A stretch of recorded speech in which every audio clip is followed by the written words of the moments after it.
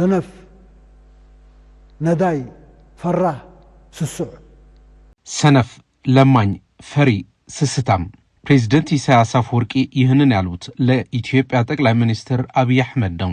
ፕሬዝዳንቱ 2 ሰዓት ከ30 ደቂቃ በፈጀ ቃለ መጠይቃቸው ስለ አሜሪካ 50 ደቂቃ አውርተዋል። እንዲሁም ስለ አፍሪካ ቀንድና ቀይ ባህር አካባቢ 50 ደቂቃ ያህል አውርተዋል። የቀሩት ደቂቃዎች ስለ ኤርትራ የውስጣዊ ጉዳይና የዲያስፖራው ድርሻ በተመለከተ ነው የተናገሩት።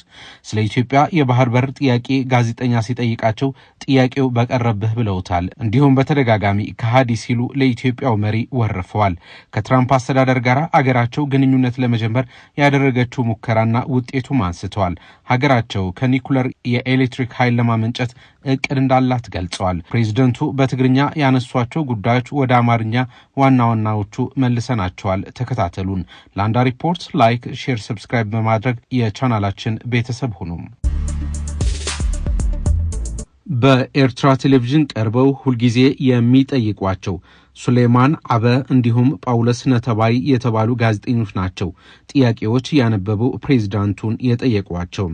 ኤርትራ ከተመሰረተች ጀምሮ ብቸኛ ፕሬዝዳንት ኢሳያስ አፈወርቂ ቃለ መጠይቃቸው የጀመሩት በዓለም አቀፋዊ ጉዳዮች ትንተና በማቅረብ ነው። ዩኒ ፖላር ሲስተም ወይም አንድ ልዕለ ኃያል ሀገር ተብሎ ከቀዝቃዛ ጦርነት በኋላ አሜሪካ ብትመጣም ከቀድሞ ፕሬዝዳንት ቢል ክሊንተን ጀምሮ አሜሪካ እየተዳከመች እያሽቆለቆለች የምትገኝ ሀገር ነች በማለት 36 ትሪሊዮን ዶላር ዕዳ ያለባት ሀገር መሆኗን ነው የሚናገሩት። ዶናልድ ትራምፕ ሜክ አሜሪካ ግሬት ኤጌን የሚል መፈክር ይዘው መነሳታቸውም አሜሪካ ትልቅ አለመሆኗን ማሳያ ነው ብለዋል ፕሬዝዳንት ኢሳያስ። ትራምፕ እንድሕር መጺና ታማጋ ትበሃል ሜክ አሜሪካ ግሬት ኤጌን ትበሃል አተሓሳስባ ካብ ምንታይ መጺያ ሓደ አሜሪካ ኢዝ ኖ ሞር ግሬት አሜሪካስ ዓባይ የላን አሁን ወደ ትራምፕ ከመጣን ሜክ አሜሪካ ግሬት ኤጌን ሲል አሜሪካ አሁን ትልቅ አይደለችም ማለት ነው። አሜሪካ ትልቅ አለመሆኗ እውቅና እየሰጠ ነው። ስለዚህ አሜሪካ ትልቅ አይደለችምና ትልቅ አደርጋታለሁ የሚል ንግግር ነው። ይህ የትራምፕ ዋናው ዶክትሪን ነው። ዶክትሪን ላን ወሰደ ኢሳያስ አፈወርቂ በቃለ መጠይቃቸው የቬንዙዌላ ጉዳይ ሲያነሱ የትራምፕ አሜሪካ ትልቅ የማድረግ ሐሳብ አካል ነው ሲሉ ተናግረዋል። አሜሪካ አስቀድማ ስለ ቬንዙዌላ እጸ ፋርስ ጉዳይ እንደ ምክንያት ትጠቀም ነበር። አሁን ግን ማዱሮ ከመያዟ በኋላ ስለ ሐሽሽ ማውራት አቁማለች ብለዋል። ይህ በቬንዙዌላ የታየው ወደ ኢራን፣ ሜክሲኮ፣ ግሪንላንድ፣ ካናዳ ሊቀጥል ይችላል ሲሉም አቶ ኢሳያስ ተናግረዋል። ፕሬዝዳንቱ በንግግራቸው የትራምፕ ቀጣይ 3 ዓመታት የማይገመት አካሄድ ይሆናል ሲሉም ተደምጧል። ኢሳያስ የሚጠይቋቸው ጋዜጠኞች ጥያቄው ተጽፎ እንደተሰጣቸው በሚያሳይ መልኩ በሁለተኛ ጥያቄ እንደምታነሱት የአሜሪካና የኤርትራ ግንኙነት እናወራለን ሲሉ ፕሬዝዳንቱ ተናግረዋል። ከተወሰኑ ደቂቃዎች በኋላም ከሁለቱ ጋዜጠኞች አንዱ ስለ አሜሪካና ኤርትራ ግንኙነት ጥያቄው አንብቦ ጠይቋቸዋል።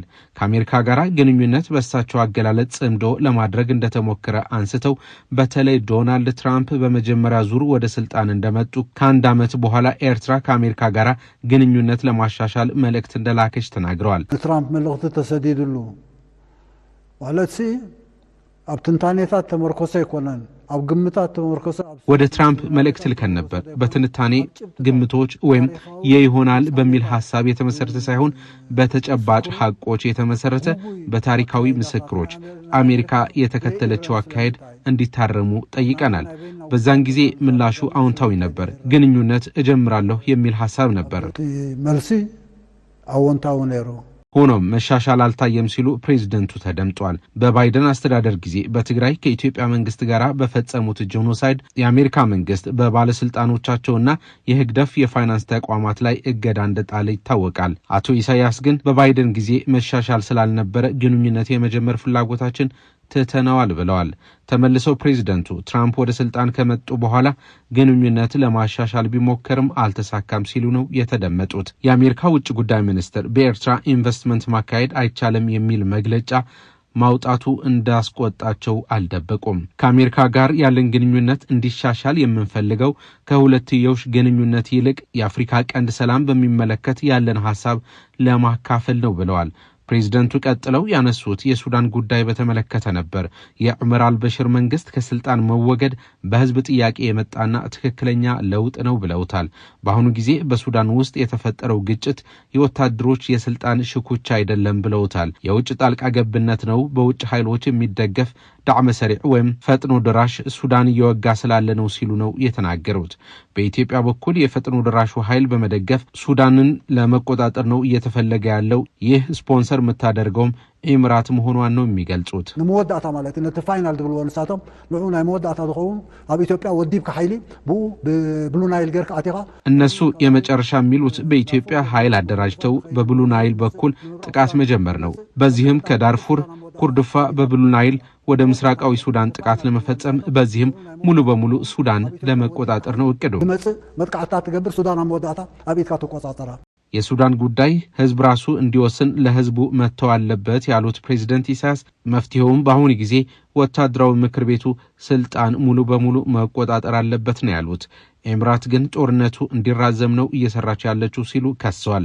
ጋዜጠኞቹ ጥያቄዎቻቸውን ተጽፎ እንደተሰጣቸውና ፕሬዝዳንቱም ቀድሞ ጥያቄዎቻቸውን እንዳዩት በንግግራቸው ሲያመላክቱ የነበረ ሲሆን የኢትዮጵያ የባህር በር ጥያቄና የጦርነት ዝግጅት በተመለከተ ይህ ጥያቄ ባትጠይቀኝ ይሻል ነበር በማለት ሲቀልዱና ቀጥለውም በንዴት በኢትዮጵያ መንግስት በኩል ያለው የባህር በር አስመልክቶ የመገናኛ ብዙሃንና የዲፕሎማሲ ዘመቻ የሰነፍ ፈሪ ለማኝ ስስታ ማካሄድ ነው ሲሉ ወደ ጠቅላይ ሚኒስትር አብይ አህመድ ያማተረ ስድብ ሲሳደቡም ተሰምተዋል። أنا قد حتى توصهم ما محشي بقولكم يا حسيبنا رهناتو 4 فيدلات دلو أكروني مالاتني سنف نداي تكراتلن لها سنف نداي سسع عموداتها እኔ እንኳን ይህንን ጥያቄ ብታወጡትና ቢቀር ይሻላችኋል የሚል ሐሳብ ነበረኝ። ለዚህ ጉዳይ የሚገልጹልኝ 4 ቃላት ልጠቀም። ሰነፍ፣ ለማኝ። እየተከታተልከኝ ነው ጋዜጠኛው? አዎ። ሰነፍ፣ ለማኝ፣ ፈሪ፣ ስስታም። ባመጣው አጀንዳ ህዝብ ወደ ሁከት ማስገባት የለበትም። አሁን ታውጀው ያለው ጦርነት በጣም የሚያስገርም ነው። ሰምተን አናቅም። በኢትዮጵያ የነበሩ ስርዓቶች ጦርነት ያውጁ ነበር። እንደዚህ አይነት ግን ተሰምቶ አያውቅም። ሰነፍ፣ ለማኝ፣ ፈሪ፣ ስስታም ነው መገለጫው።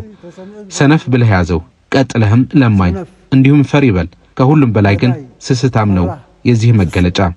ፈራህ በል ስሱዕ ካለ ሁሉ ስሱዕ ዜን እንተንቀል መግለጽና የብልጽግና መንግስት ትራፊ የሚበላ የኢምራት ተላላኪ ብለው የገለጹት ኢሳያስ አፈወርቂ የባህር በር ጥያቄም የብልጽግና መንግስት ጥያቄ ሳይሆን የኢምራት ሐሳብ ነው ብለውታል። ስለምታይ ሰብ ሻቀል በዛዕባ ዝኸምዛ መሰለ ኮይና ታውጅሎ ድሮናት መጻሎ ህዝብ ለምን ጦርነት ታውጇል በሚል እንዲጨነቅ ይደረጋል።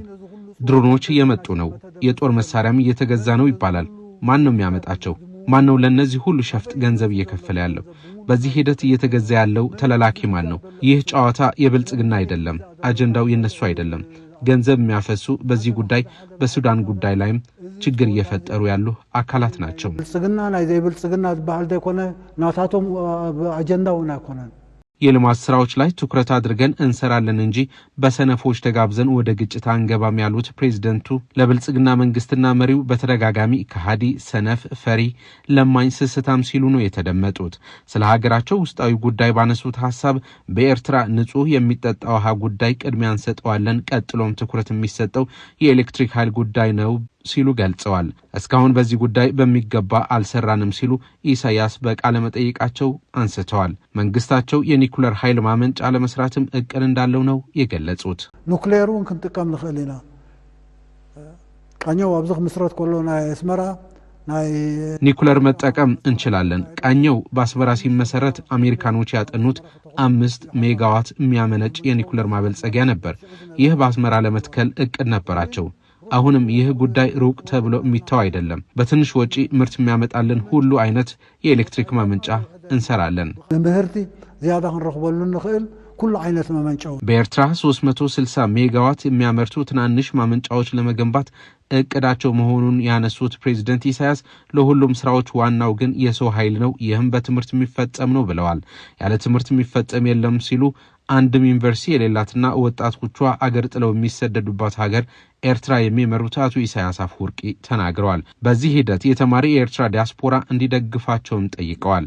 በዲያስፖራ የሚገኙ ኤርትራውያን በሚዲያና የዲፕሎማሲ ስራዎች መንግስታቸው እንዲደግፉም ጥሪ አቅርበዋል። ምዝሕጂ ዘሎ ናይ ሚዲያ ናይ ምድንጋር ናይ ሐሶት ናይ ምጽላም በአሁኑ ጊዜ በየሚዲያው ማደናገር አለ። ውሸቶች፣ ስም ማጥፋትና ሐሳብ የማጣመም ጉዳይ አለ። ይህ በማስተካከል ዲያስፖራው ማገዝ አለበት። ሁሉም በውጭ የሚኖሩ ኤርትራውያን በሚዲያ ዲፕሎማሲና ፖለቲካዊ እንቅስቃሴ አገሩን መደገፍ አለበት። በዚህ ሂደት በአውሮፓ፣ አሜሪካ፣ አፍሪካ፣ መካከለኛ ምስራቅ በሁሉም ያለ ኤርትራዊ የድርሻው መሳተፍ አለበት። ዓሞም ክሳተፉ ሁሉ የኤርትራ ፕሬዝዳንት ኢሳያስ አፈወርቂ ቃለ መጠይቅ 1 ሰዓት ከ30 ደቂቃ ከቀጠለ በኋላ በዩቲዩብ ሲተላለፍ የነበረ ተቋርጧል። በሳውዲ ያደረጉት ጉብኝት በተመለከተ እየተናገሩ በነበሩበት ጊዜ ነው የዩቲዩብ ስርጭቱ የተቋረጠው። ሆኖም በቴሌቪዥን የነበረው ስርጭት አልተቋረጠም። የፕሬዝዳንቱ ቃለ መጠይቅ በዩቲዩብ ተመልሶ ሀገራዊ ጉዳዮች ማንሳት ሲጀምሩ እንደ አዲስ መሰራጨት ጀምሯል። በኤርትራ ቴሌቪዥን ቀርበው ሁልጊዜ የሚጠይቋቸው ሱሌማን አበ እንዲሁም ጳውሎስ ነተባይ የተባሉ ጋዜጠኞች የተጻፈላቸውን ጥያቄ ያነበቡ ፕሬዝዳንቱም ተንታኝና መሪ ሆነው የመለሱበት የ2 ሰዓት ከ30 ደቂቃ ቃለ መጠይቅ ከሞላ ጎደል ይህንን ይመስል ነበር። ስለተከታተላችሁን እናመሰግናለን። ላንዳ ሪፖርት ላይክ፣ ሼር፣ ሰብስክራይብ በማድረግ የቻናላችን ቤተሰብ ሁኑ። ሰላም።